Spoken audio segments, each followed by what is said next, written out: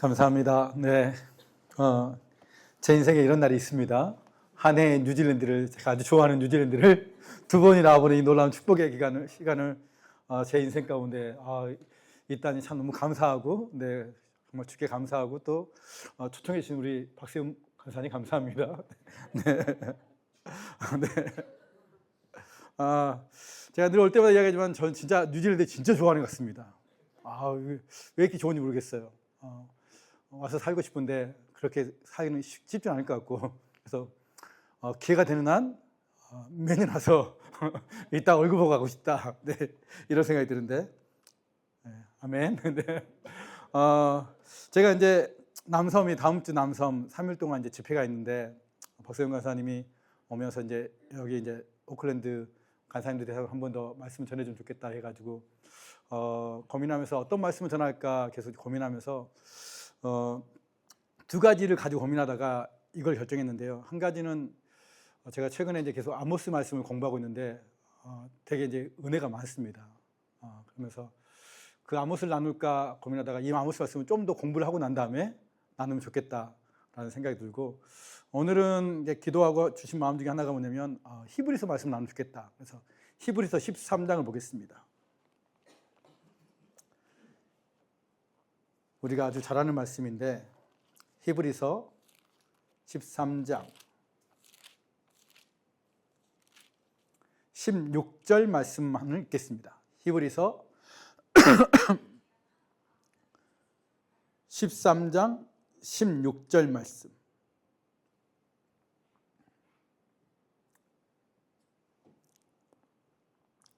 함께 읽겠습니다. 이 말씀을 13장 16절 같이 읽겠습니다. 오직 선을 행함과 서로 나누어지기를 잊지 말라. 하나님은 이 같은 제사를 기뻐하시니라. 다시 한번요. 우리 영혼에게 선포하면서 함께 읽겠습니다. 오직 선을 행함과 서로 나누어지기를 잊지 말라. 하나님은 이 같은 제사를 기뻐하시느니라. 아멘. 우리가 아는 것처럼 신앙생활은 단순한 지식이 아니죠.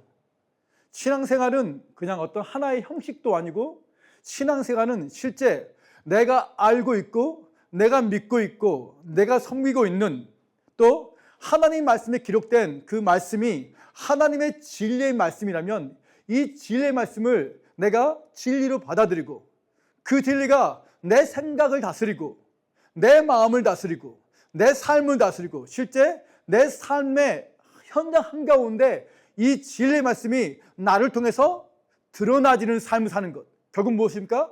예수님이 누구신지, 그분의 기뻐하신 뜻이 무엇인지를 알았다면 그것이 내 안의 지식으로만, 정보로만 끝나는 게 아니라 실제 신앙생활은 내가 믿는 하나님, 내가 섬기는 그 하나님의 성품과 진리와 그분의 생각과 뜻이 특별히 내 삶에 살아가는 현장 가운데 드러나는 것이, 우리는 그것을 신앙생활이라고 말합니다. 아멘이십니까? 실제 우리는 내가 믿는 하나님이, 그분의 진리 말씀이 나를 통과해서 내 삶을 통해서 실제 나타나지는 이 삶의 열매를 우리가 삶 가운데 살아내야 한다는 것입니다. 이것이 쉽지 않지만 이것이 하나님의 원하시는, 하나님이 기뻐하시는 신앙생활이죠. 그래서 신앙생활은 실제 우리의 삶으로 증명되어야 됩니다. 우리의 삶을 통해서 나타나지고 드러나야 한다는 것입니다. 이게 신앙생활이죠. 그럴 때 하나님이 우리의 삶을 통해서 영광을 받으시죠. 오늘 우리가 히브리서 말씀을 읽었습니다. 여러분, 오늘 13장 16절에 오직 선을 행함과 서로 나누어 두기를 잊지 말라. 이 같은 제사는 하나님이 기뻐하시니라. 그러니 여러분, 히브리서는 우리가 아는 것처럼 되게 구약의 레위기의 말씀이 정말 많이 등장합니다. 레위기의 말씀을 정말 많이 인용합니다. 왜냐하면 여러분, 구약의 레위기의 말씀을 지금 이 히브리서 편지를 읽는 독자들이 지금 듣고 있는 것입니다. 여러분, 우리가 아는 것처럼 초대교회 모든 서신자가 쓰여질 때 그 편지는, 여러분, 편지로 보냈지만 거의 많은 경우는 청중이 듣는 것입니다. 직접 보고 있는 것이 아니라 그 서신들을 직접 그 자리에서 낭독해주면 읽는 것이죠. 이게 대부분의 서신자였습니다. 다시 말하면 오늘 이 독자들이, 히브리서 원독자들이 지금 누군가가 보낸 히브리서 편지를 딱 읽어주는데, 그리고 이들이 듣는데 들려지는 많은 내용이 뭐예요? 구약의 레위기 말씀이 많이 나온다는 거예요. 이걸 통해서 우리가 쉽게 생각해 볼 수 있는 한 가지 뭡니까? 이것을 듣는 지금 독자들은 백그라운드가 어떤 백그라운드다? 구약을 아주 잘 아는, 구약을 아주 잘 알고 듣는 즉시 이해하는 사람들이 이 편지의 독자들이라는 것입니다. 다시 말하면 유대인들이죠. 유대인들이에요. 그러면 어떤 유대인들일까요? 여러분, 히브리서는 이 역사적 배경을 살펴보면 히브리서의 역사적 배경은 우리가 아는 것처럼 로마의 네로 황제가 여러분 왕위에 등극하죠. 등극하고 난 다음에 얼마 안 돼서 AD 약 57년경에 로마에 엄청난 한 사건이 벌어집니다. 네로 황제 때. 그 사건이 뭡니까? 네, 그거예요. 그겁니다. 여러분, 엄청난 사건이 벌어집니다. 로마 전체, 거의 로마 전체가 여러분 4분의 3이 다 불에 타서 사라집니다. 대부분 그 당시는 건물이 다 목재였기 때문에. 로마 시내의 약 4분의 3이 불에 타서 다 사라집니다. 다시 말하면 로마 대화재 사건이 벌어집니다. 이것이 네로 황제 때 있었던 사건이죠. 근데 우리는 역사적으로 이 불을 누가 질렀다? 알고 있죠. 누구다? 예, 그건 네로 황제가 한 이야기죠. 근데 실제는 누가 불 질렀죠? 네로 자신이. 네로 자신이 불을 질러놓고 자기가 뭐요? 하지 않았던 것을 말하기 위해서 모든 핑계를 누구에 다 떠는 겁니까? 그리스도인들. 그래서 여러분 자기의 집이 다 불에 탔어요. 그럼 여러분의 집이 다 불에 로마 시민인데 다 불에 타버렸습니다. 근데 그것을 저지른 사람이 그리스도인들이에요. 그러면 여러분, 저와 여러분은 그들 향해서 어떤 마음을 갖게 될까요?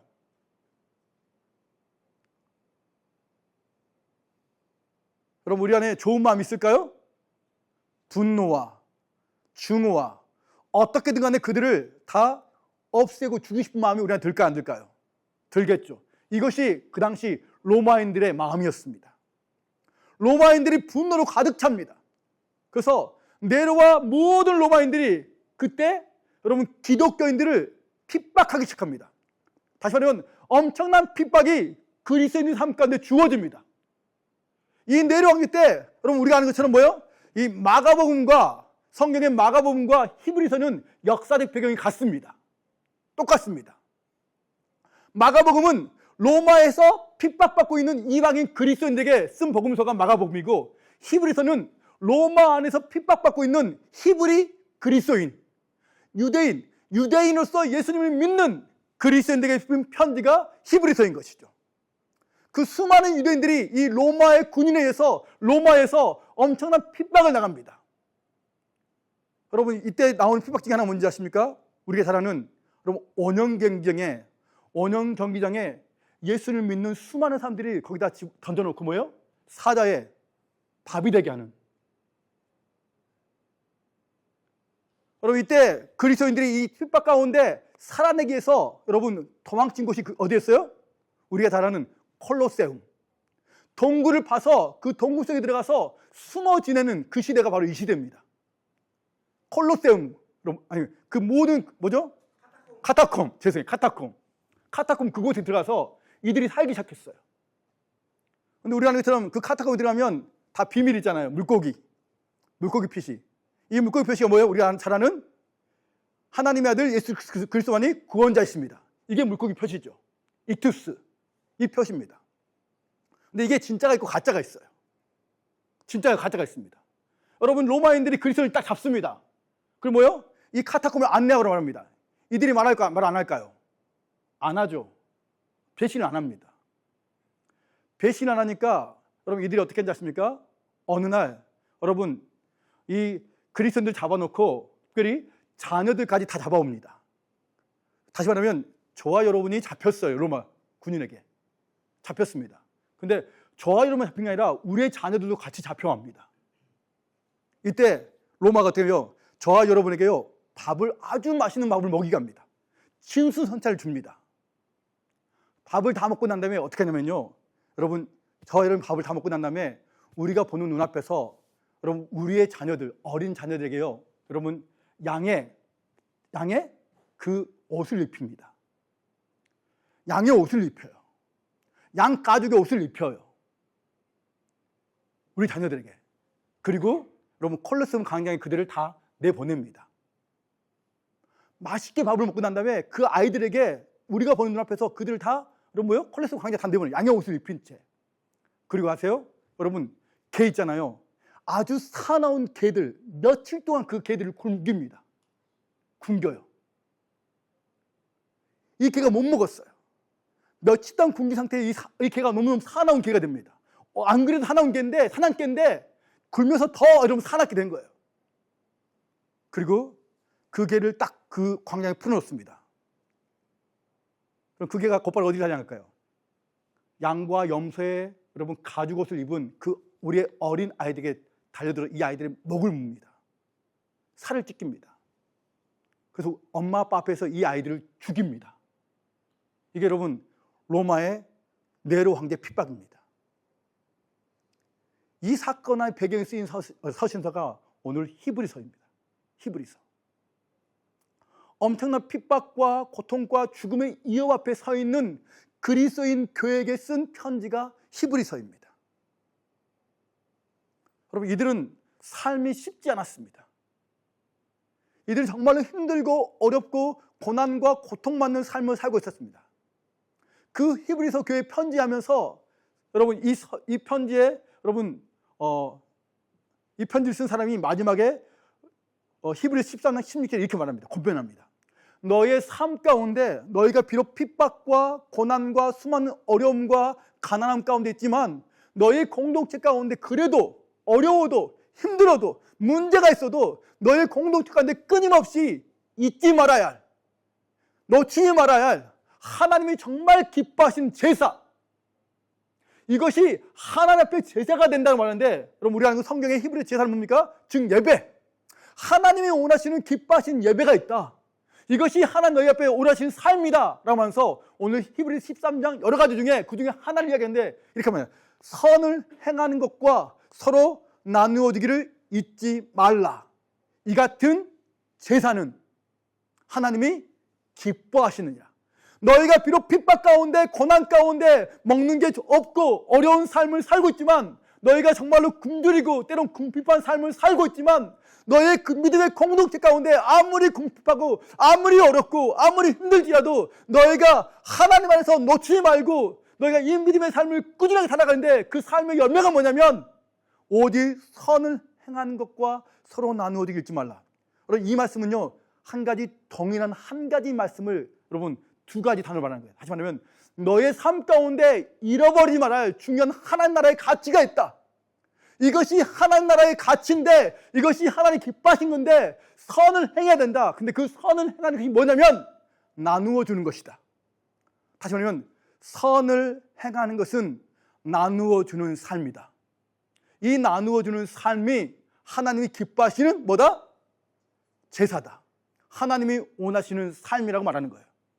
다시 말하면 히브리서는 다시 한번 우리 가운데 많은 인생의 어려움과 궁핍함과 가난함과 고통과 수많은 문제를 만나고 있는 그리스도의 공동체 가운데 하나님이 우리 가운데 여전히 너의 삶 가운데 잃어버리지 말아야 할, 너희가 놓치지 말아야 할 어떤 고난 앞에서 어떤 환경 앞에서도 너희가 끝까지 이 가치를 따라가야 할 중요한 한 가지 가치가 있는데, 그게 뭔지 알아?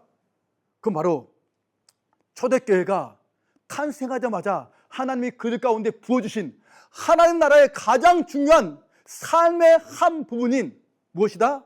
나누어주는 삶이다. 여러분, 나누어주는 삶은 하나님 나라의 가치입니다.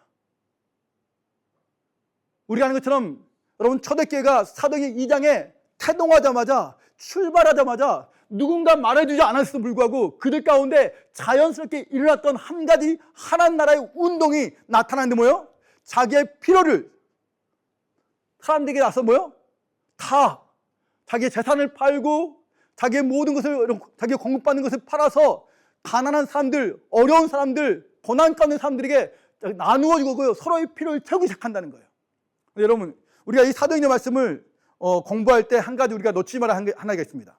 사도행 보면요, 자기의 재산을 팔아 나눴다고 말합니다. 다시 말하면 여러분, 이 말씀은요, 자기에 있는 전 재산을 다 팔았다는 것이 아니에요. 어떤 걸 말하냐면 자기가 기본적으로 의식주 생활을 할 만한 것이 있고, 기본적으로 있고 난 다음에 뭐요? 잉여재산을 팔았다는 의미입니다. 자기가 기본적으로 할 수 있는 삶에, 여러분, 기본적으로 살아갈 삶의 환경이 있고 그것들을 가지고 있는 상태에서 남은 여유가 있는 잉여재산을 팔아서 여러분 가난한 사람들을 섬기고 도왔다는 것을 말하는 거예요. 이게 사도행전 말씀에 여러분 나누었다는 뜻입니다. 왜냐하면 시대가 어렵고 힘들수록 우리 가운데 뭐가 사라지면요, 자꾸 이 하나님 나라의 가장 중요한 가치인 이 나누는 삶이 점점 사라지거든요. 왜요? 내가 힘드니까, 내가 어려우니까. 내가 이만큼 힘든데 나도 어려운데 어떻게 나눌 수 있어? 이것이 우리 안에 자연스럽게 우리 안에 스며들기 시작하고 익숙해지고 자꾸 우리가 움츠려들기 시작합니다. 그리고 우리의 폈던 선을요, 어떻게 우리가요? 선을 거둬들기 시작합니다. 그리고 자꾸 나 자신만을 위해서, 나만을 위해서 우리가 살아가기 시작합니다. 그런데 히브리서는 그 고난 한가운데, 고통 한가운데, 핍박 한가운데, 공동체 가운데 정말로 가난하고 궁핍한 삶을 살고 있는 공동체 가운데 끊임없이 이야기하고 있는 한 가지예요. 너희가 비록 힘들지라도 어려울지라도 너희가 나누는 삶에 이 하나님 나라의 가치를 잃어버리면 안 된다. 여러분, 제가 한 2년 전에 제가 섬기고 있는 지금 군산의 저희 청년부를 섬기고 있는데, 청년부에서 사도행전 1장부터 28장까지 매주 여러분 청년들에게 한 주에 한 장씩을 전체를 다 읽혔어요. 설교할 때마다 1절부터 한 장씩, 1절부터 마지막까지 다 읽습니다. 읽고 난 다음에 한 장씩을 다 매주마다 설교하기 시작했습니다. 그걸 사도행전 전체를 1년 동안 같이 제가 메시지를 했습니다.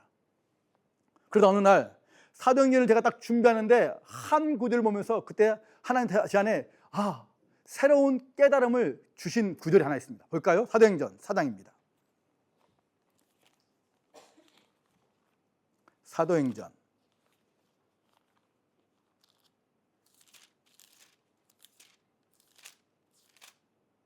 4장 32절에서 35절 보겠습니다. 사도행전 4장 32에서 35절 같이 읽겠습니다.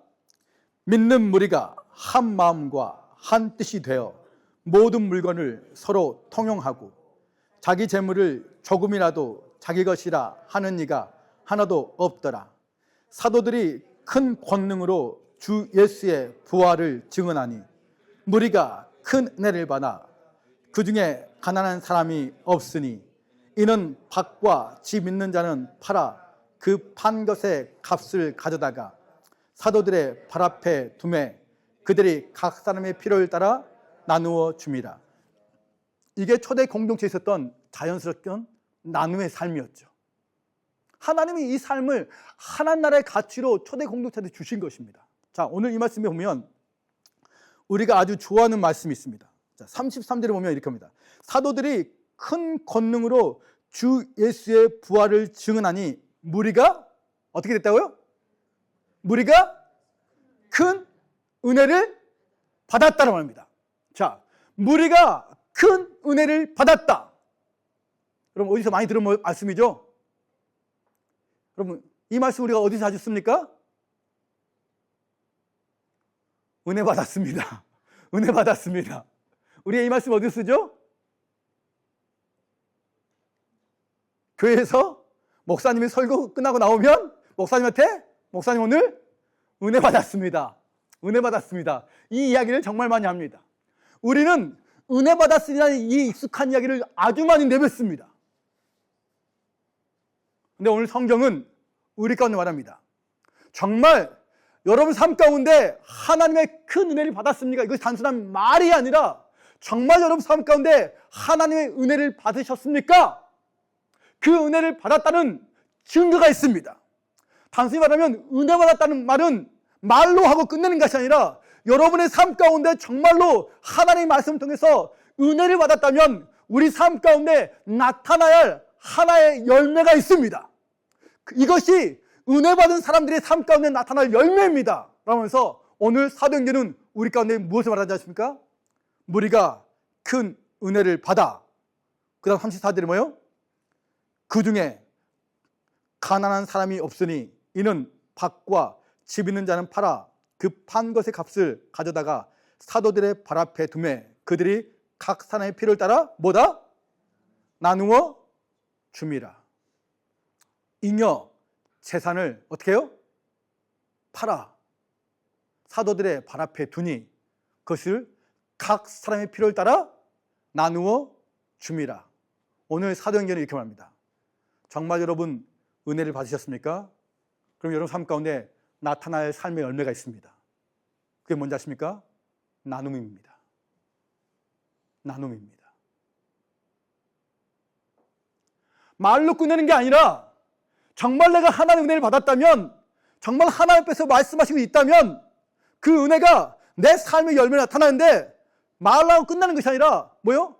각 사람의 필요를 따라 하나님이 내 안에 보여주시고 생각나게 하시고 하나님 내 안에 그 말씀하신 그 영역을 향해서 내 것을 기꺼이 대가 지불해서 팔아서 누군가를 섬기고 가난한 가운데 있는 사람들, 고통 가운데 있는 사람들, 연약한 사람들을 실제 우리가 우리의 나눔을 통해서 섬기는 것이 은혜 받은 사람들의 삶 가운데 나타날 열매라고 우리 가운데 말씀하고 있는 것입니다.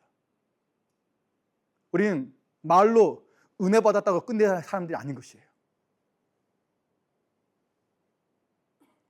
어느 순간 우리 안에 너무 이기적인 마음들이, 욕심들이 우리 안에 들어오면서 어떻게 해요? 그냥 말로 끝내는 은혜.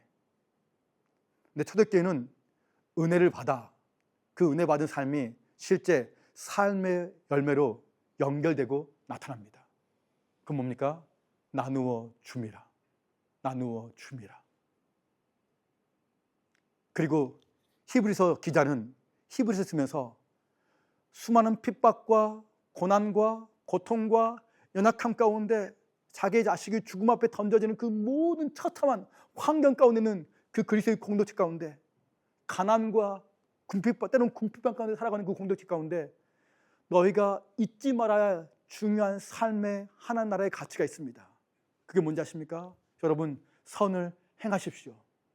그 선을 행하는 삶이 뭔지 아십니까? 그건 나누어 주는 삶입니다. 이 삶을 히브리서는 우리에게 격려하고 권면하고 있는 것입니다. 저는 제가 내년 되면 예수는 간사를 한 지 30년이 됩니다. 결혼한 지 30주년 그리고 간사한 지 30주년. 그래서 올해 아내랑 둘이 내년 30주년인데 우리가 30주년에 뭘 할까? 근데 저희 아내와 제가 30주년이고 저희가 또 하나 친하게 지내는 저희 예수는 간사의 지부장 부부가 내년이 똑같이 결혼 30주년입니다. 그 부부가 이번 간사 쪽에 또 만나가지고 내년 30주년 우리가 보람있게 보내자. 그래서 함께 나누면서 내년 30주년에 우리가 선교제를 갔다 옵시다. 그래서 타지키스탄 이번에 한 자매가 타지키스탄 자매가 왔어요. 완전 듣는데 너무 감동이 돼가지고 저 그 부부 나누면서 우리가 내년에 우리가 뭘 준비할지 모르겠지만 그 선교사를 격려하기 위해서 30주년 기념으로 타지키스탄에 가서 그 선교사를 격려하고 함께 이루어하면 좋겠다라는 마음이 들어서 그런 준비를 좀 하고 있습니다.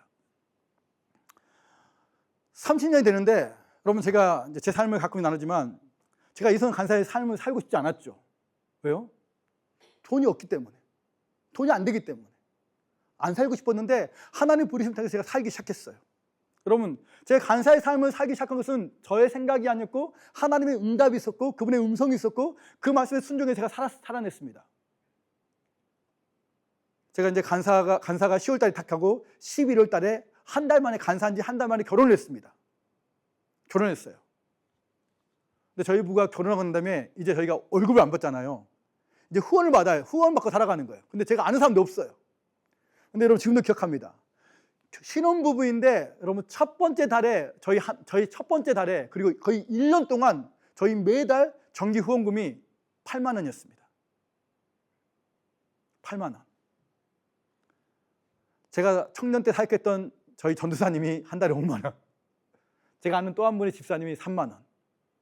이게 신혼부부인 저희 부부에게 매달 들었던 정기후원금 8만 원이었습니다. 그리고 하나님 가끔 피정기적으로 까마귀 날라오면 한 달에 2, 30만 원. 여러분 지금도 기억해요. 신혼 몇 년 동안 한 달에 30만 원 이상을 넘어간 적이 없어요. 몇 년 동안. 쉽지 않는 삶을 살았습니다. 어렵죠. 그때 하나님이 제 삶 가운데 여러분 저희 삶을 도전하시면서 훈련시키신 게 뭔지 아십니까? 바로 이거였습니다. 네 삶에 비록 가진 것이 적을지라도 여러분 아세요? 적을 때 하나님 앞에서 나누는 삶을 살지 않으면 많아도 하지 않습니다. 어려울 때 하지 않으면 많은 사람들이 얘기합니다. 제가 나중에 괜찮으면 하겠습니다. 죄송합니다. 저는 그 사람들의 말을 안 믿습니다. 힘들 때, 정말 어려울 때 훈련한 사람들이 여러분 자기가 가진 것이 있을 때도 합니다. 그때 하나님이 제 삶 가운데 도전하시는 네가 비록 받는 후원금이 적을지라도 네 삶 가운데 네가 아닌 것을 기꺼이 너의 손을 풀어서 누군가에게 나누는 삶을 후원하면 좋겠다라고 말씀하시고 그 도전 앞에 제가 순종하기로 결정했습니다. 다시 말해 정기요금 8만 원, 비정규 들어오는 약 20만 원, 30만 원의 그 재정에서 저는 한 달에 10분의 3을 떼기 시작했습니다. 그때부터 하나님 앞에 제 사는 삶을 순종하면서 나누는 삶을 이거 단순한 지식이 아니라 이론이 아니라 제 삶으로 살아내는 것을 훈련하기 시작했습니다. 10분의 3을 떼어서 적은 재정이지만 그 적은 재정을 기도하면서 또 다른 간사들에게 나누기 시작한 삶을 살기 시작했습니다. 그때부터 여러분 지금까지요. 지금도 제 삶 가운데 제 삶의 필요에 들어오는 재정 중에서 여러분 거의 많은 재정이 10분의 2, 3이 여러분 누군가에게 나누는 재정으로 흘러갑니다. 많아서요? 넘쳐나서가 아니라 여러분 제가 필요가 너무너무 많죠. 그런데 하나님 앞에서 기도하면서 그분이 기뻐하신 삶 중에 하나가 뭐냐면 내가 비록 가진 것이 적을지라도 이 나눔이 하나님이 누구신지를 나타내고 증가하는 삶이기 때문에 여러분 왜 나눔이 하나님 기뻐하신 제사가 될까요? 여러분 아세요? 그 나눔을 통해서 가난한 자, 고난 가운데 있는 자, 고통 가운데 있는 자, 또 다른 누군가는 간절히 하나님 앞에 기도했던 사람들이 그 나눔을 통해서 하나님의 응답을 경험하기 시작하는 거예요. 하나님의 필요를 채우시는 그들의 삶을 돌보시는 하나님의 은혜를 맛보기 시작하는 것입니다. 그래서 그들이 하나님을 경험하는 통로가 되는 놀라운 여러분 통로가 바로 나눔의 삶입니다. 아멘이십니까? 우리 이 삶을 끊임없이 주 앞에서 연습해 가야 하는 거예요. 지난 30년 동안 저는 이 삶을 주 앞에 놓치지 않고 주 앞에 훈련해 왔습니다. 제가 간사한 지 1년째였습니다.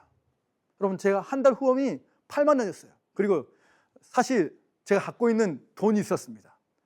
결혼할 때 저희 장모님이 정말 제가 결혼할 때 돈이 없었거든요. 힘들게 결혼했어요.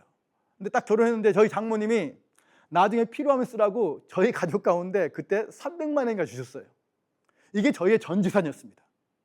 저는 저희 아내나 저희 장모님 댁도 그렇고 저희 집도 그렇고 백그라운드가 돈이 없는 진짜 가난한 집안이거든요.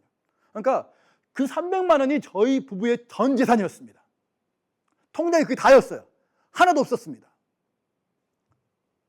이렇게 나누는 삶을 연습하고 있는데 어느 날 여러분 제가 이제 그때 찬양 사역을 하고 있었습니다.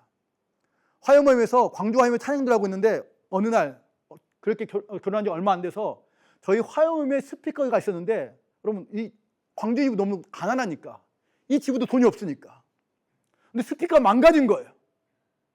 망가져가지고 화요모임을 할 수 없는 거예요. 근데 스피커가 필요한 거예요. 근데 스피커 비용이 얼마냐면 그 당시 200만 원이었어요. 제가 찬양도자였잖아요. 기도하는데 갑자기 하나님 생각나신 거예요. 너 그거 있잖아 그거. 갑자기 그 300만 원이 생각나게 하신 거예요. 300만 원. 주님 이거 우리 장모님 주신 건데 우리 쓰라고. 기도하다가 하나님 주신 마음 때문에 그 마음 앞에 제가 믿음을 결정했습니다. 여러분 진짜 뭐냐면요 정직하게 뭐냐면요 간사했을 때 정말 순수했던 것 같아요. 지금보다 더. 지금은 좀 그때보다 많이 좀 타락한 것 같습니다. 진짜 순수했거든요. 묻고 따지지도 않고 하나님 주신 그 마음 앞에 아내랑 이야기하고, 여보, 그 장모님 주신 300만 원 있잖아. 그중에 200만 원을 스피커 삽시다. 저희 아내 너무 순진해요. 오케이. 대꾸도 안 하고 오케이. 그럼 그리고 그 200만 원을 거기에 드렸어요. 전재산 300만 원에 200만 원을. 그래서 스피커를 샀어요. 하나도 어렵지 않았어요. 감사했어요. 나중에 한참 시간이 지난 다음에 그때 돌아보니까 정직하게요. 이런 마음이 들어요. 야, 그때 우리 필요한 노트북도 필요했는데 그때 살걸. 이런 마음이 들긴 들었지만 한참 지난 다음에.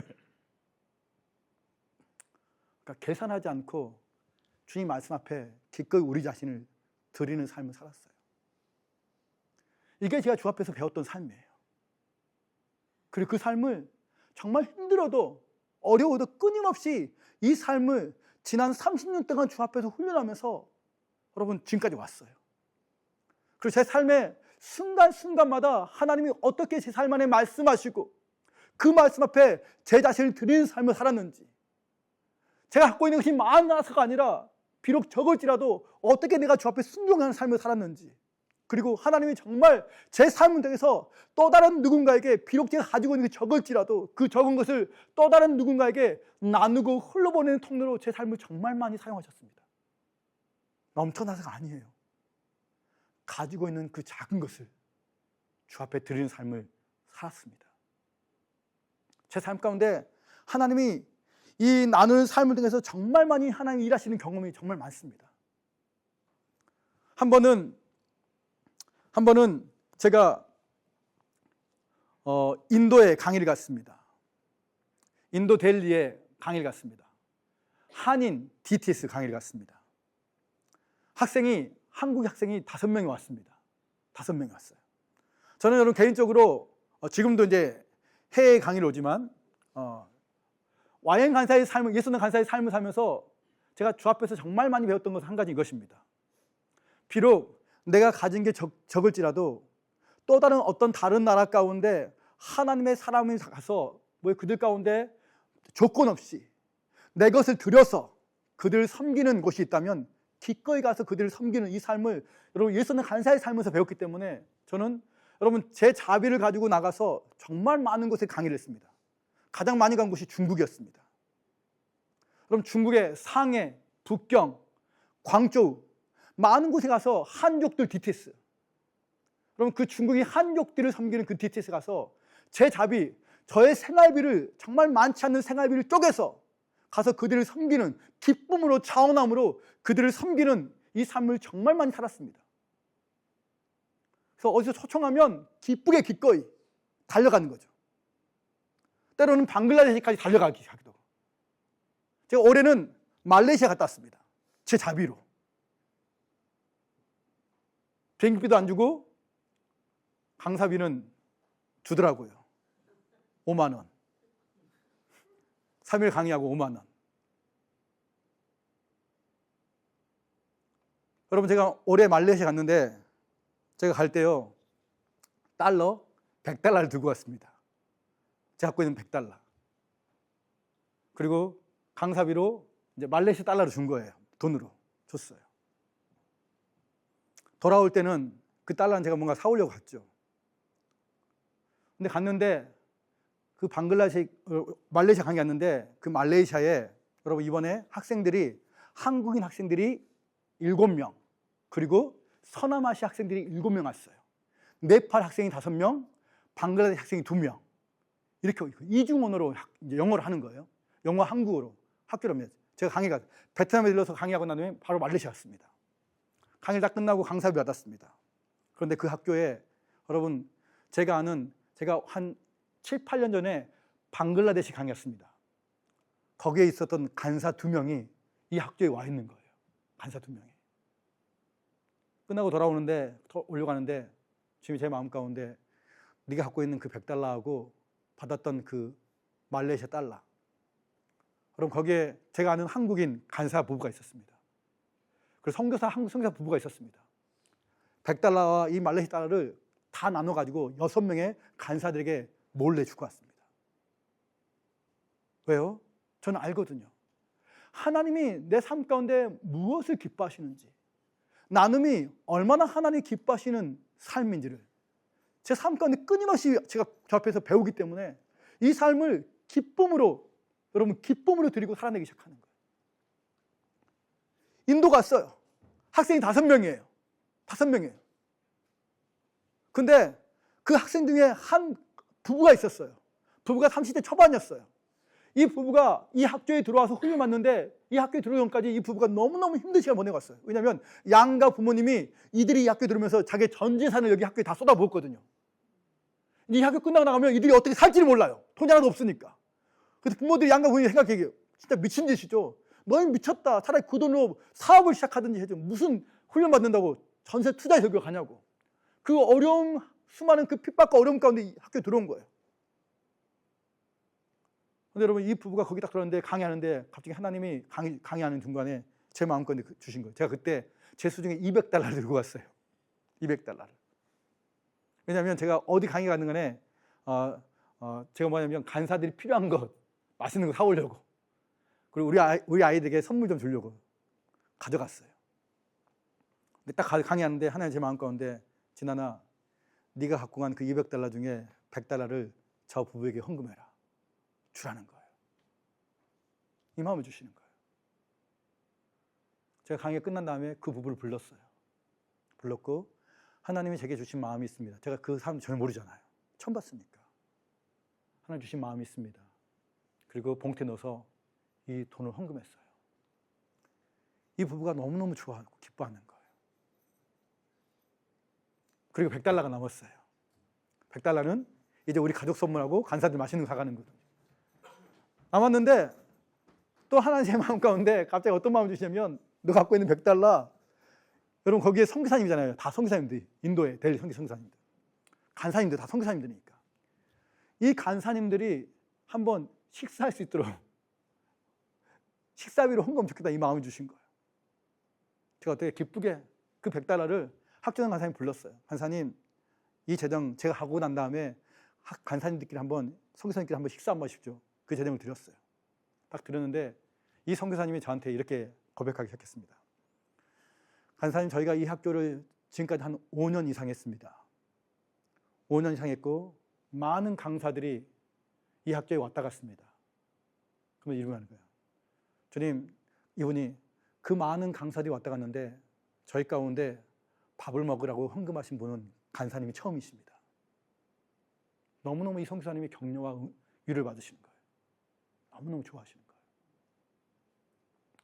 여러분, 제가 왜 하나님 앞에서 끊임없이 이 나눔의 삶을 여러분 주 앞에서 씨름하면서 이 삶을 살아내려고 했을까요? 저는 주 앞에서 제가 정말로 힘들 때부터 주 앞에 배웠거든요. 나누는 삶이 하나님이 얼마나 기뻐하신 삶이고 이 나눔을 통해서 때로는 하나님은 우리의 삶을 공급하시기도 하고 우리의 필요를 채우시기도 하시고, 물론 여러분 이건 아니에요. 마치 나누는 삶이 우리 안에 한 가지 우리 안에 잘못된 개념이 있습니다.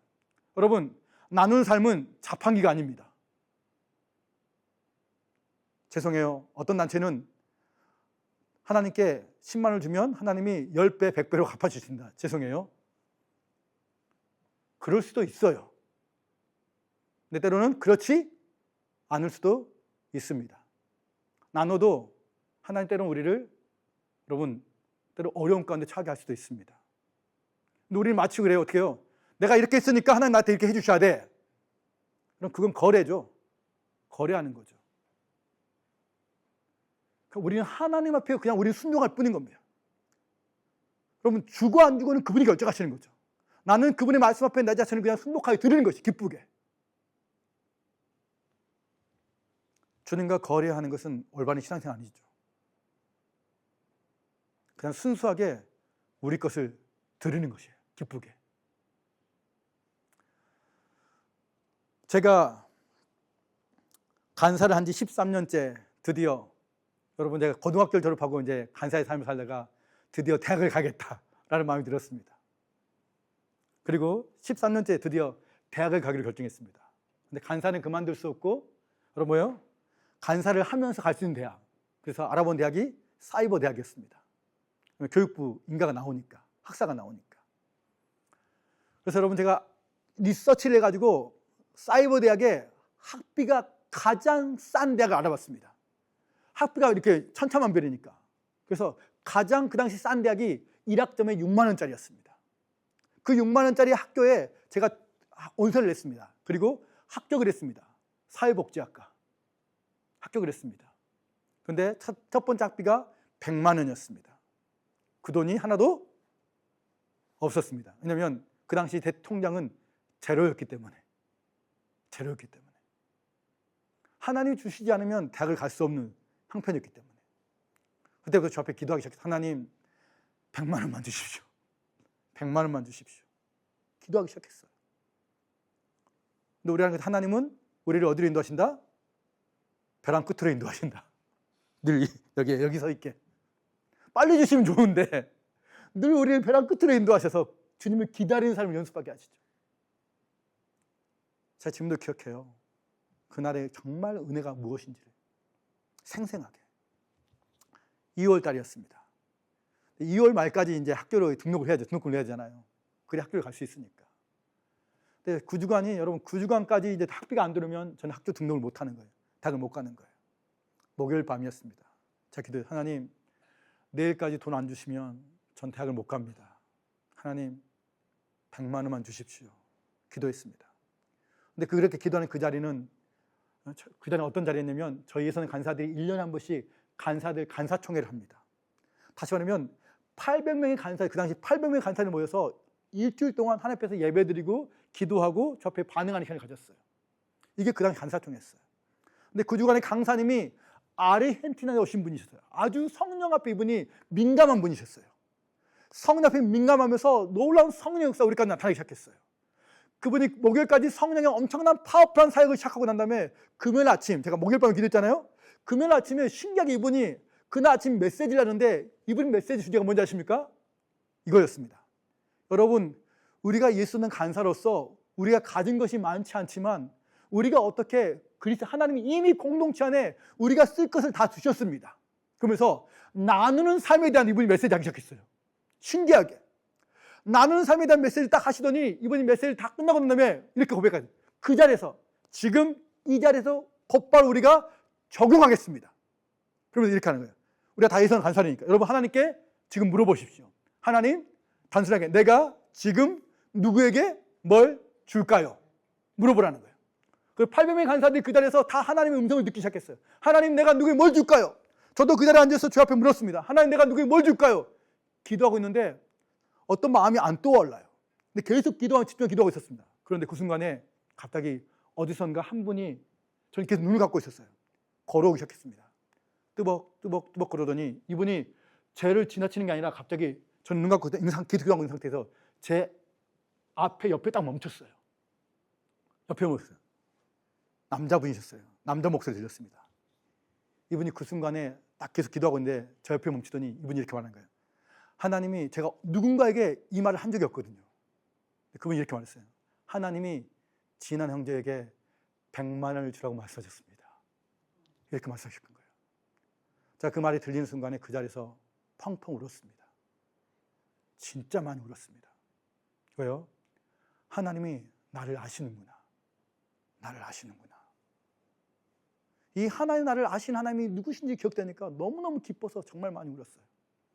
그리고 여러분 그 돈을 가지고 첫 번째 학비를 등록했습니다. 대학을 갔어요. 그리고 제가 대학을 6년 동안 다녔습니다. 돈 있으면 다니고 돈이 없으면 휴학하고. 그리고 6년 만에 졸업을 했어요. 사회복지학과를 졸업했습니다. 그리고 곧바로 제가 여러분 아세요? 신학대학원을 등록했습니다. 신학대학원 등록했습니다. 첫 번째 학비가 신학대학원 등록비가 360만 원. 통장에 돈이 하나도 없었다. 또 하나도 없었다. 여러분 아는 것처럼 저는 신학대학원을 합격하기 전까지 저는 교회에서 예수는 간사로서 교회를 섬겼는데 늘 뭐예요? 여러분 신학을 하지 않았기 때문에 전도사라는 타이틀을 가질 수가 없었어요. 그래서 늘 교회에 봉사만 했어요. 봉사하다가 드디어 제가 신학대학원을 합격했기 때문에 이 합격 증서가 있기 때문에 교회 전도사로 원서를 냈어요. 교육 전도사로 파트로 이제 실제적으로 전도사로 근무를 할 수 있는 거예요. 파트로. 그래서 여러분 전도사로 제가 합격을 했어요. 한 교회 받아들이 결정하고 그 교회 저 신학대학원 3월 달에 가는 거고 저는 1월 달 그해 1월 달부터 전도사로 사역을 시작한 거예요. 이미 합격을 했기 때문에. 그래 여러분 여러분 한 달 끝나자마자 저는 교회로부터 간사한 지 약 18년 만에 교회로부터 제 인생의 첫 번째 월급을 받았습니다. 처음 받는 월급 70만 원. 70만 원이었어요. 그 70만 원 받으면 그 70만 원 어디에 써야 되냐면 뭐요? 학비에 300일 학비에 못 해야 되는 거예요. 학비가 하나도 없었으니까. 근데 그 70만 원을 딱 받았는데 하나님이 저한테 곧바로 이렇게 말씀하셨어요. 진아나 그 돈 네 거 아니다. 널 위해 쓰지 말아야 된다. 주님이 이렇게 말씀하셨던 거예요. 주님 그러면 제가 이 돈을 어떻게 쓸까요? 라고 주께 묻기 시작했습니다. 그때 여러분 저희에서는 간사들이 여러분 아시죠? 1년에 가장 2개의 절기를 싫어하죠. 추석과 설 명절 2개의 절기를 가장 싫어합니다.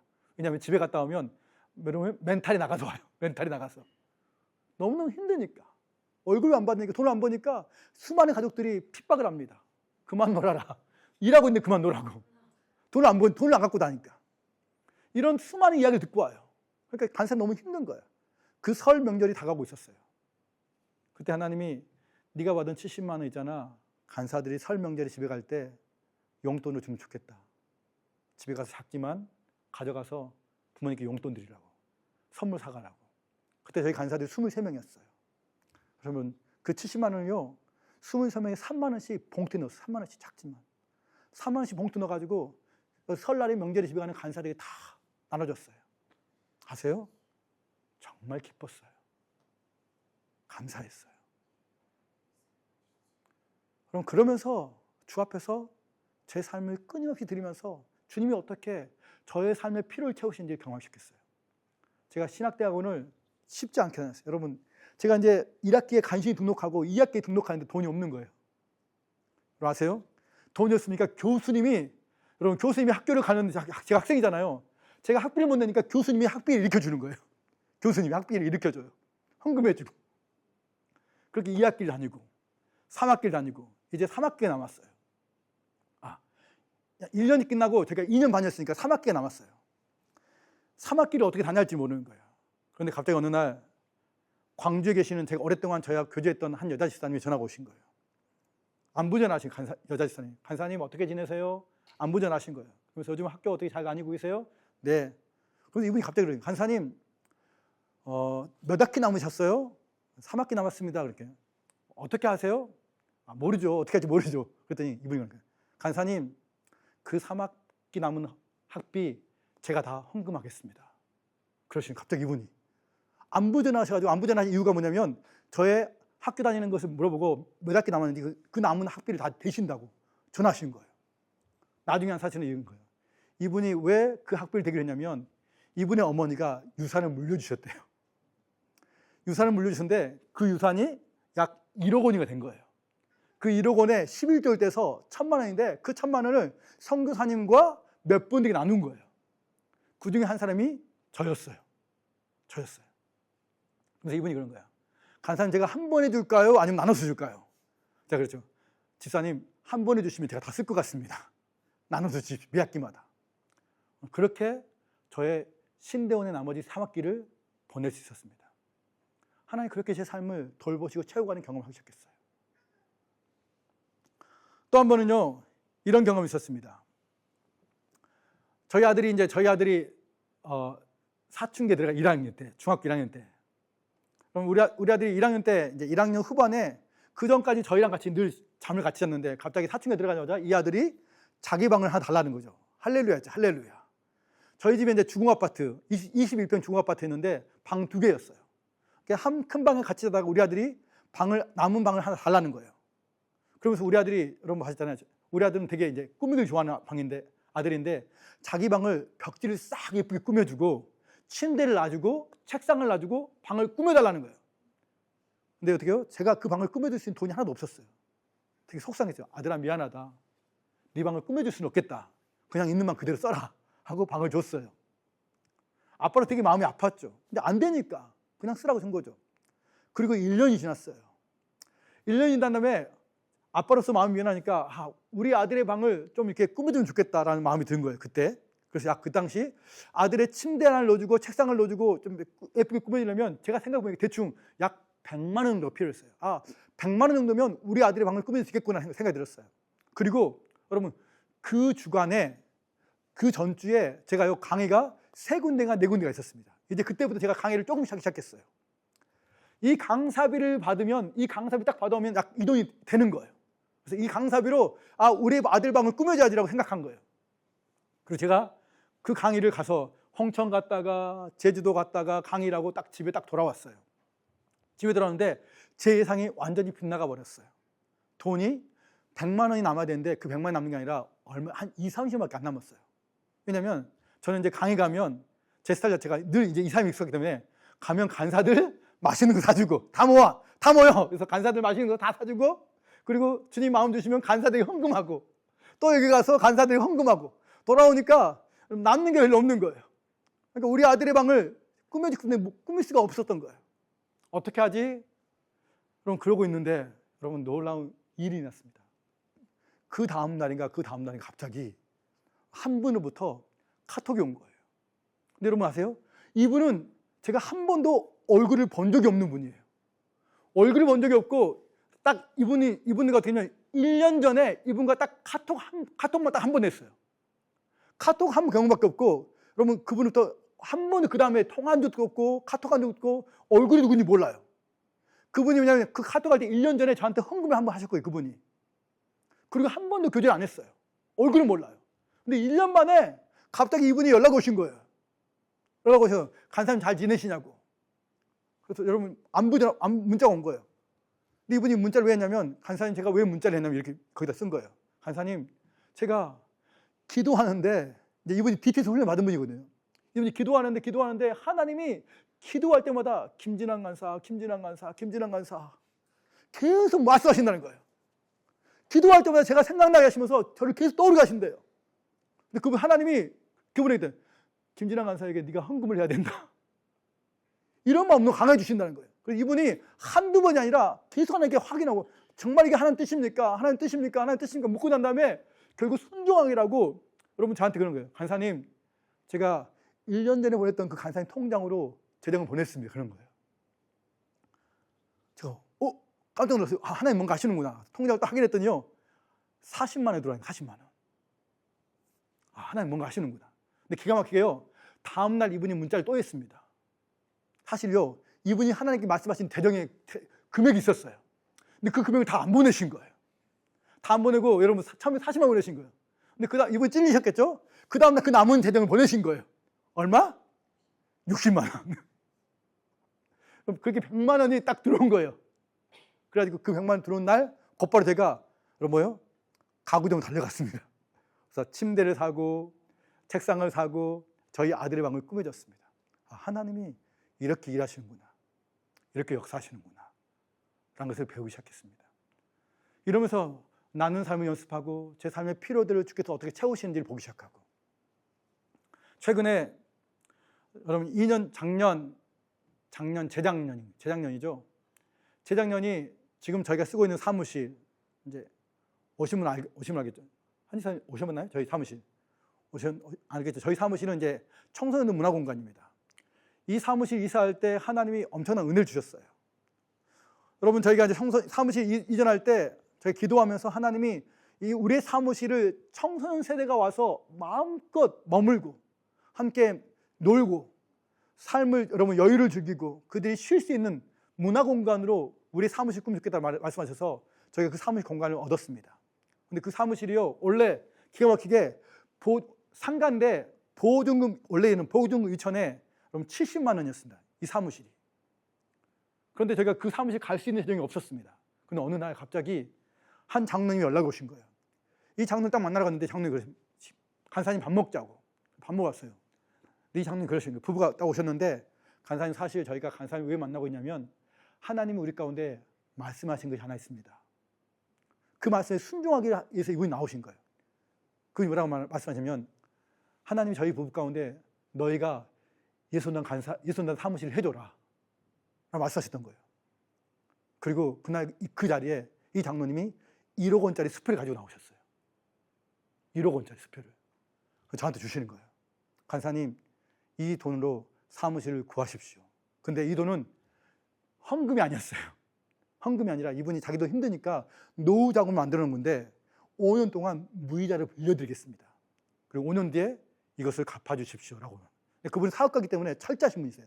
제가 차용증을 다 쓰고 5년 동안 돈을 무이자를 빌려주신 거예요. 그리고 그 돈으로 저희가 이제 사무실을 알아보기 시작한 거죠. 근데 그 2천에 70만 원을 받는데 너무 좋은 거예요. 근데 여러분, 보증금이 2천에 월 70이에요. 근데 그 장로님 돈을 쓸 수 없기 때문에 이것을 구하면 안 되는 거예요. 저희가 그 건물주에게 이야기했어요. 혹시 죄송한데 월세가 아니라 혹시 이 사무실을 전세로 줄 수 없겠냐고. 놀라운 사실이 갑자기 여러분 상가 여러분 그 상가 주인 입장에서 월세가 좋겠어요, 전세가 좋겠어요? 월세죠. 근데 이 상가 주인이 전세를 해주겠다는 거예요. 얼마에 그랬더니 1억 2천이에요. 제가 이랬죠. 1억 2천 없고 제가 1억밖에 없습니다. 그랬더니 이분이 1억에 해주셨어요. 상가 주인이 1억에. 나중에 한참 1년, 2년 뒤에 시간 지났는데 이분을 알겠는데 이 상가 주인이요, 저희 아들의 친구 아빠였어요. 나중에 한 거예요. 근데 그분도 제가 친구 아빠인지 몰랐죠. 그 상태에서 해준 거예요. 하나님이 이렇게 역사하신 거예요. 그리고 이제 이 재작년이 드디어 5년이 됐던 해였습니다. 이 돈을 갚아줘야 되는 거예요. 갚아줘야 되는 거예요. 저희가 그동안 이제 모았던 군산집 하면서 모았던 모든 재장을 싹 모았는데 6,500만 원 있었습니다. 3,500만이 없었어요. 3,500만이 부족했어요. 약속된 시간, 여러분 그때 제가 이 3,500만이 부족했을 때 그때 제가 뉴질랜드 강의 와 있었어요. 방법이 없었어요. 어떻게 할까 하고 기도하다가 여러분 자세요. 제가 주 앞에 배운 한 가지는 무엇이냐면 무엇인가 우리의 사역에 필요가 있을 때 가장 먼저 헌신은 다른 사람이 아니라 내가 먼저 해야 된다. 내가 먼저 헌신하는 게 주님이 기뻐하시는 것이다. 그러면서 어떻게 할까 기도하. 주님, 저희가 어떻게 하고 원하십니까? 그러면서 그때 주님이 네가 먼저 너의 가지고 있는 것을 내 앞에 드려야 한다. 그럼 그때 제가 모아놨던 돈이 있었어요. 제 안에 소중한 돈이죠. 주님 얼마요? 많지는 돈 아니에요. 얼마요? 그때 주님이 저한테 이렇게 200만 원. 저한테 엄청 컸어요. 정말 많은 돈이었어요. 제가 기쁘게 저희 상가를 위해서 그 재정을 주 앞에 제가 드렸어요. 200만 원을. 가장 먼저. 그럼 그 돈으로 제가 할 게 너무 많고 사고 싶은 게 너무 많은데 인간적으로 계산하면 제가 사역을 끊임없이 하면서 제가 배운 한 가지 원칙이니까 누군가에게 무엇을 바라기 전에 가장 먼저 네가 갖고 있는 너의 것을 먼저 주 앞에 드리는 삶. 그리고 하나님 그 나머지 재정을 기가 막히게 해결해 주셨어요. YM 전체 지부가 함께 헌금하고 한 권사님이 1,000만 원을 헌금해주고 하면서 1억 원을 그 장로님께 다 갚아드렸어요. 제가 군산에서 사역한 지가 23년 됐는데요. 23년 동안 저희 재산이 군산지부 재산이 1억이에요. 감사하죠. 군산지부 재산 아니고 예순단 재산. 그러면서 끊임없이 주 앞에 배워가요. 제가 나눴지만 지난 한 3년 정도에 제가 어려운 시간을 보냈잖아요. 그때 배울 시간, 그렇게 어려운 시간을 보낼 때 장로님 한 분을 만나서 제 삶을 나눴어요. 장로님이 저의 삶의 이야기를 들으면서 저를 많이 참 격려해 주셨죠. 근데 이분이 그리고 가셨어요. 가시다 갑자기 중간에 전화가 오신 거예요. 잠깐 다시 보자고. 내려갔어요. 장로님이 갑자기 호주머니 지갑을 꺼내요. 저를 보내더니 하나님 마음 주셨다고 그 지갑에서 그럼 수표 2장을 주셨어요. 200만 원이었어요. 장로님이 교회를 나오셨는데 교회를 못 정하시고 계시다가 그 11조를 모아놓은 거예요. 11조 모아놓은 전에서 그 200만 원 저한테 헌금하신 거예요. 되게 감사하고 제가 이것을 제 집에 가서 책꽂이에 몰래 숨겨놨죠. 꽂아놨죠. 나중에 제 필요한 거 살려고 꽂아놨죠. 근데 그때 얼마 후에 여러분 어떤 일이냐면 우리가 아는 것처럼 코로나가 터졌죠. 그리고 인도에서 수많은 인도의 YM 선교사들이 YM어들이 코로나로 많이 죽었습니다. 그때 저희 한국 YM에 인도 YM을 위해서 헌금을 일으키기도 하는 헌금을 하다는 이것을 하기 시작했어요. 전국 지부 안에. 딱 이 이야기 딱 들렸는데 하나님 그때 제 마음껏 이렇게 말씀하셨어요. 진아나 그때 받았던 그 돈 있잖아. 200만 원. 저 앞에 물었어요. 주님 얼마를 헌금할까요? 주님 그런 거야. 한 장. 엄청 아까웠습니다. 왜 안 아꼈겠어요? 근데 저 앞에 기쁘게 드리는 거예요. 왜요? 제가 끊임없이 하나님 앞에 배운 한 가지니까. 나누는 삶이 그분의 말씀 앞에 순종하는 삶이 얼마나 하나님 기뻐하시는 삶인지 아니까. 그리고 하나님은 어떻게 채우신지 아니까.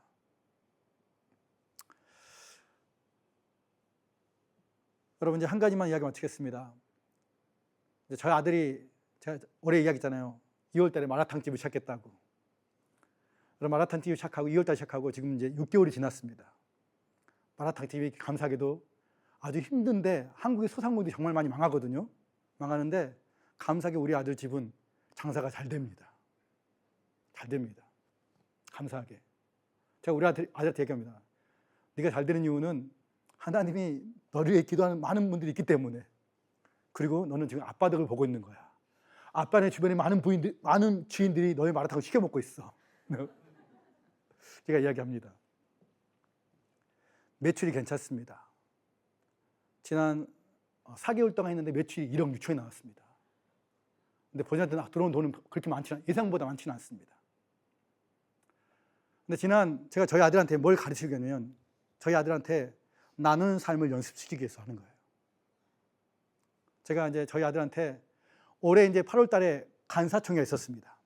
저희 예순단 간사총회가 이제 2월 달에서 8월 달에 옮겨서 몇 년 동안 여름에 하는데 이번 8월 달 간사총회 호스트 준비하는 팀이 저희 호남 지부였습니다. 광주, 목포, 군산, 그리고 제주, 그다음 전주 이 5군데 호남 지역이 호스트가 되어서 간사총회 전체를 준비하는 거예요. 그래서 저희 호스트 리더들이 모여서 기도했어요. 하나님, 우리가 이번에 간사총회를 섬기는데 우리가 어떻게 섬기면 좋겠습니까? 호남 지부의 간사총회는 어떻게 섬기면 좋겠습니까? 기도하다가 한 가지 마음을 주셨어요. 그 마음이 뭔지일까? 해마다 간사들이 간사총회를 할 때마다 너무너무 힘들어합니다. 왜냐하면 4박 5일 동안 간사총회 회비가 1인당 30만 원입니다. 여러분 가족이 옵니다. 4인 가족이 오면 한 가족당 120만 원. 제주도에서 옵니다. 제주도는 비행값 하면 한 가족당 200만 원 넘습니다. 간사들이 간사총회 할 때마다 너무너무 힘든 거예요. 재정 싸움이. 그래서 하나님이 저희 마음 가운데 간사들이 간사총회 재정을 싸우는데 너희가 펀드를 해서 일으키면 좋겠다 이 마음을 주신 거예요. 그래서 목표를 잡았어요. 한 3천만 원 일으키면 좋겠다. 그래서 여러분 그 펀드를 일으키는 그 역할을 제가 했습니다. 펀드. 여러분 그동안 한 적이 있지만 이렇게 많은 재정을 일으켜 본 적이 없는 거예요. 근데 펀딩을 제가 정말 일으키려고 근데 연락도 거의 안 했습니다. 기도하면서 마음 주심하고 해서 안 했어요. 근데 나중에 결과는 약 1,500만 원을 일으켰습니다. 1,500만 원 일으켜가지고 100명의 간사들에게 10만 원씩을 다 헌금을 했어요.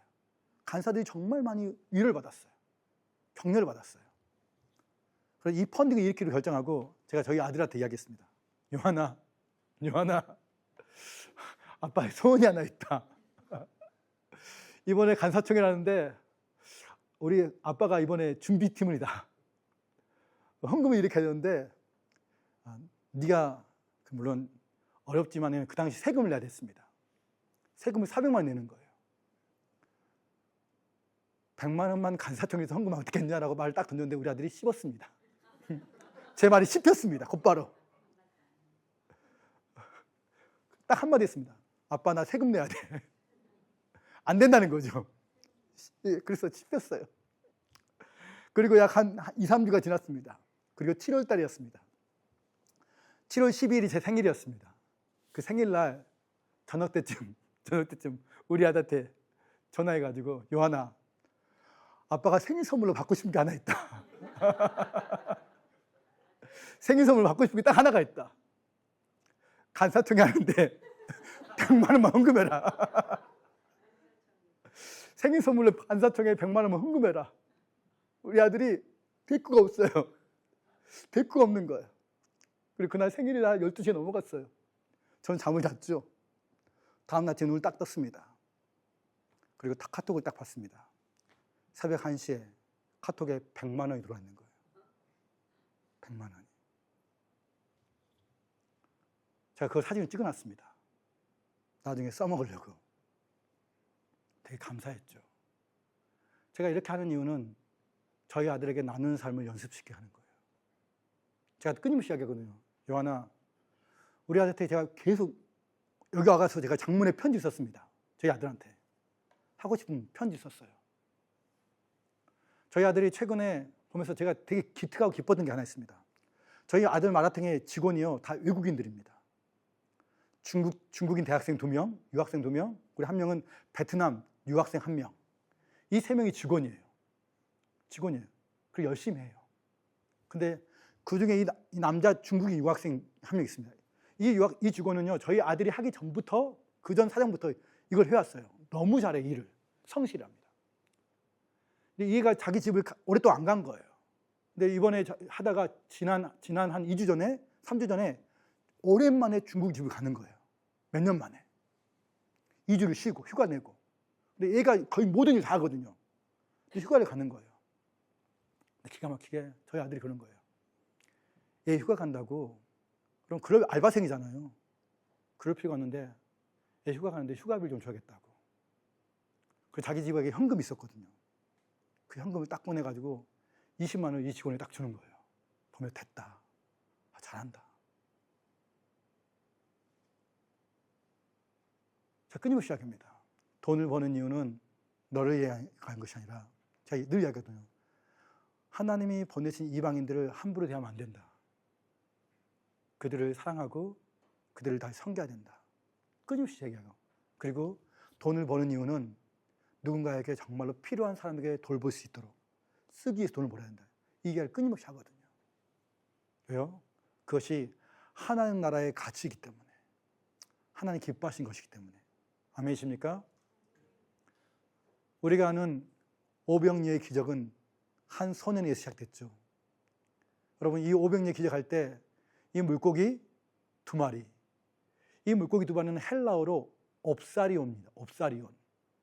헬라어로 옵사리온인데, 이 옵사리온의 물고기는 어떤 물고기냐면, 여러분, 유대인들이 물고기 잡으러 가죠. 물고기 잡으러 가면 고기를 잡아 딱 옵니다. 그리고 부둣가에 딱 배를 대죠. 근데 부둣가 앉아서 고기를 고릅니다. 유대인들은 부정한 음식, 여러분, 정결한 음식. 그래서 뭐예요? 물고기 중에 부정한 물고기 있잖아요. 그 물고기를 다 버려요. 그리고 정결한 물고기만 여러분 거기 딱 담습니다. 그리고 그 중에 물고기 중에 아주 작은 물고기들, 쓸모없는 물고기는요, 가져가는 게 아니라 그 선착장에 버립니다. 버려요. 그리고 갑니다. 그 선착장에 버린 물고기를 가난하게 사는 사람들이 와서요, 그 물고기를 주워갑니다. 주워가서요, 소금에 절입니다. 소금에 절인 그 물고기가 여러분 옵사리온입니다. 옵사리온. 이 옵사리온은 가난한 자의 음식입니다. 그리고 버릴 때 5개도 가난한 자의 대표적인 음식입니다. 그 가난한 그 한 소년이 자기 것을 기쁘게 예수님께 드리고 나누기 시작할 때 그 오병이어의 기적은 시작되었던 것입니다. 아멘. 우리의 삶이 비록 때로는 힘들고 어렵고 많은 고난이 있다 할지라도 이 히브리서 말씀처럼 오직 선을 행함과 서로 나누지 잊지 말라. 이 삶이 우리의 공동체 가운데 여러분 잃어버리지 않길 소망합니다. 여러분 삶 가운데 끊임없이 이 삶이 우리의 삶을 통해서 나타나지길 소망합니다. 그리고 은혜 받은 삶을 우리 그리스도의 몸 안에서 서로에게, 또 예수를 믿지 않는 정말로 고난당하고 고통 가운데 있는 가난한 자들 가운데 우리가 그들을 찾아가서 우리 것으로 그들을 섬기는, 나누는 은혜가 있길 소망합니다. 그럴 때 하나님이 우리의 삶을 통해서 우리 안에 살아계신 하나님을 경험하게 될 것입니다. 아멘이십니까? 같이 기도하겠습니다.